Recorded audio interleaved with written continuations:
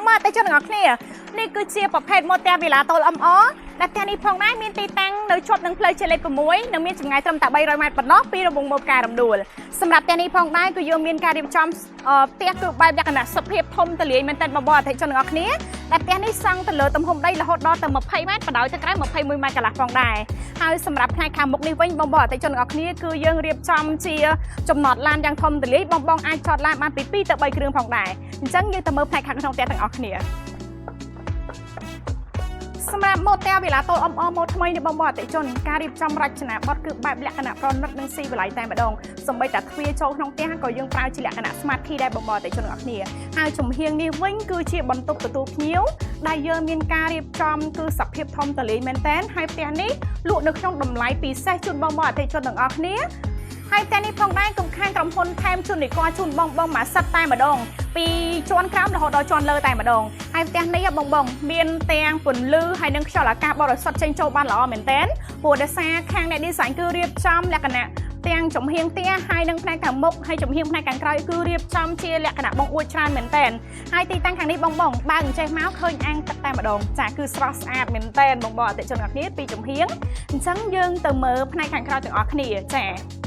សម្រាប់ជំហៀងផ្នែកខាងស្ដាំនេះវិញបងគឺយើងរៀបចំជាបន្ទប់ទឹកមួយផ្នែកខាងក្រោមហើយយើងក៏មានការរៀបចំជាផ្នែកខាងក្រោមចតានេះបងអាចដាក់សម្ភារៈផ្សេងដែលយើងប្រើប្រាស់ប្រចាំថ្ងៃក៏បានដែរចាអញ្ចឹងយើងទៅមើលនៅផ្ទះបាយណាបងសម្រាប់ជំហៀងនេះបងដោយបងអូនបញ្ជាក់អញ្ចឹងគឺខាងក្រុមហ៊ុនរៀបចំលក្ខណៈប្រណិតនិងស៊ីវិល័យមួយវិញទៀតទាំងសម្ភារៈដេកទាំងការច្នៃម៉ូដការរៀបចំជុំវិញផ្ទះគឺឲ្យមានពន្លឺខ្យល់អាកាសបរិសុទ្ធចឹងចាហើយសម្រាប់នៅផ្ទះបាយនេះយើងមានការរៀបចំជាទូតាំងដេកសម្រាប់ជាទូតាំងទូទឹកកកហើយមានជាកន្លែងចម្អិនអាហារការរៀបចំកន្លែងផ្សេងតុទទួលទានអាហារអីគឺលក្ខណៈប្រណិតនិងស៊ីវិល័យតែម្ដងបងអញ្ចឹងយើងទៅមើលផ្នែកខាងលើផ្ទះទាំងអស់គ្នាចា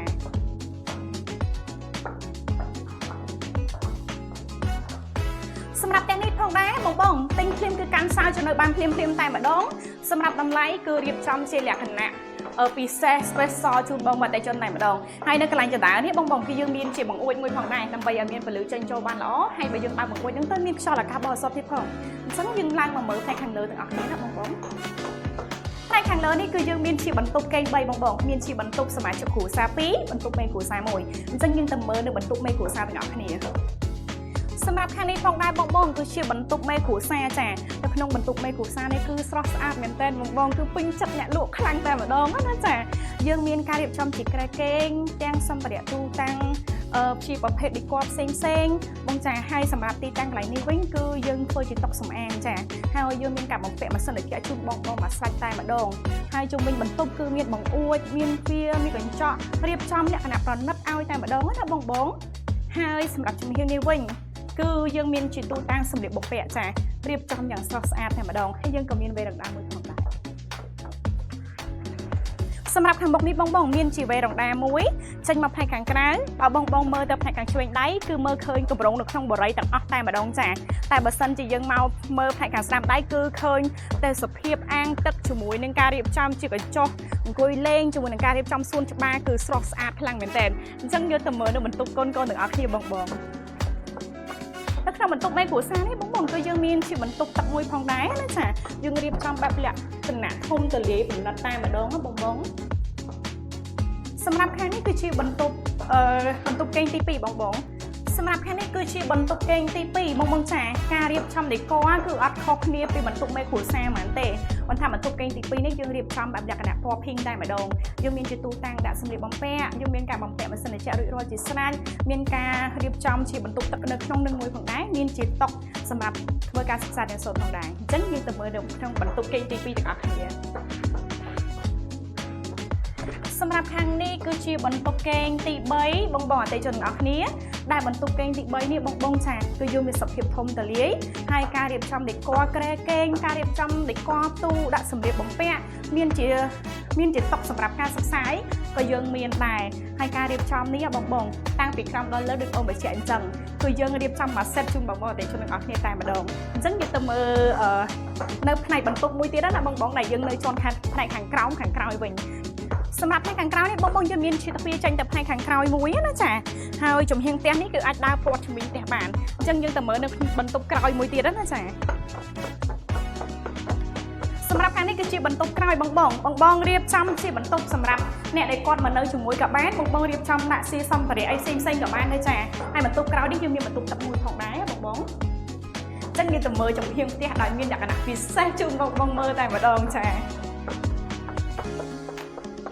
មកជួរខាងក្រោយនេះបងរៀបចំជាសួនបន្ថែមក៏បានដែរចាយើងអាចឆ្នៃចេញជាសួនបានចាហើយចំហៀងខាងនេះយើងមានជាកន្លែងសម្រាប់យើងងូតទឹកពេលយើងលេងទឹកលេងអីហើយយើងអាចមកងូតទឹកនៅខាងក្រោយនេះបានហើយសម្រាប់ចំហៀងផ្ទះនេះវិញគឺមានសភាពធំទលាយស្រស់ស្រាយមែនទែនបងអតិថិជនទាំងអស់គ្នាហើយស្អាតណាស់ចាក្រុមហ៊ុនរៀបចំចេញមកលក្ខណៈប្រណិតស៊ីវិល័យជូនបងអតិថិជនទាំងអស់គ្នាតែម្ដងចំហៀងផ្ទះនេះបងឃើញចាក់ស្ដែងអញ្ចឹងសម្រាប់ចំហៀងផ្ទះនេះគឺយើងមានការរៀបចំជាអាងទឹកធំទលាយមែនទែនបងហើយយើងក៏មានការរៀបចំសួនផ្នែកធ្នើខាងលើមានជាទឹកធ្លាក់មានជាកញ្ចក់អង្គុយលេងហើយជាពិសេសហ្នឹងគឺយើងមានជាការិយាល័យមួយផ្នែកខាងក្រោយផងដែរដែលបងរៀបចំជាបន្ទប់ក៏បានឬបងអាចរៀបចំជាកន្លែងទទួលភ្ញៀវអីផ្សេងក៏បានដែរបងសិនចូលមើលផ្នែកខាងក្នុងទាំងអស់គ្នាបន្ទប់នេះហ៎បងគឺយើងរៀបចំលក្ខណៈប្រណិតបែបជាបន្ទប់ meeting ក៏បាន